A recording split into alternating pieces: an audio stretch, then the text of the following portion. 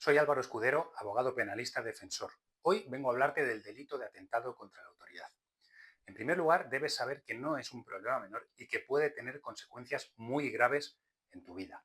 A veces, en una situación de tensión con agentes de policía, como puede ser un control policial o como puede ser, por ejemplo, una manifestación, se producen determinadas acciones que pueden llevar una detención por este tipo de delito.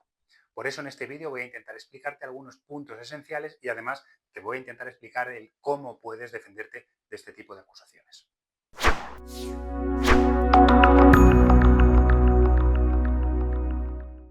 En primer lugar, debes entender la diferencia entre el delito de desobediencia y el delito de atentado. La desobediencia es simplemente no acatar una orden legítima de un agente de policía, como por ejemplo cuando piden a alguien o exigen a alguien que enseñe el DNI para identificarse o el NIE y la persona se niega. En ese caso, podemos estar cometiendo un delito de desobediencia a la autoridad. Sin embargo, cuando la persona ejecuta alguna acción que pueda ser amenazante o violenta contra el agente de policía, ahí ya podemos estar entrando en el terreno del delito de atentado contra la autoridad. ¿De acuerdo? Debes saber que no es necesario que se llegue a agredir al agente de policía. Por ejemplo, puedes intentar agredirle, no conseguirlo y en ese caso también habrás cometido un delito de atentado contra la autoridad.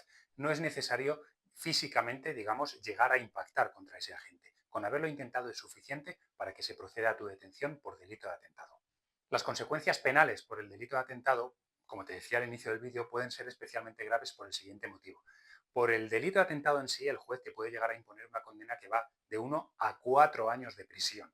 Pero es que además se pueden llegar a sumar otras condenas por otros delitos que estén derivados de la misma acción que conllevó el atentado. Me explico.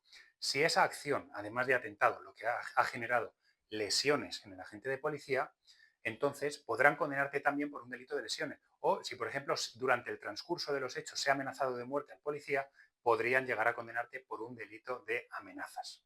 En ocasiones me encuentro circunstancias en las que los agentes de policía detienen a una persona por delito de atentado cuando no se ha producido ningún delito de atentado.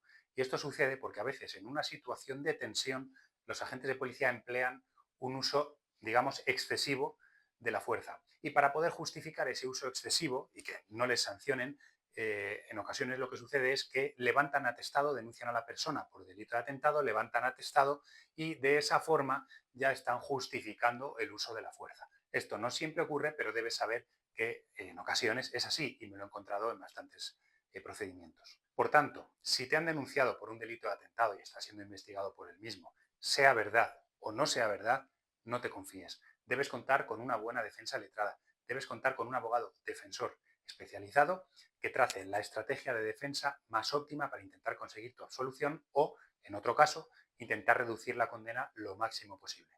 Nosotros en el despacho debes saber que contamos con nuestro equipo, contamos con un perito criminólogo que nos ayuda a desmontar desde dentro las investigaciones policiales y a anular esas acusaciones de los agentes de policía. De esta forma incrementamos exponencialmente las posibilidades de obtener una sentencia absolutoria. Si crees que puedo ayudarte, por favor, ponte en contacto con nosotros, mantendremos una reunión para analizar todos los puntos esenciales de tu caso y valorar cómo podemos ayudarte.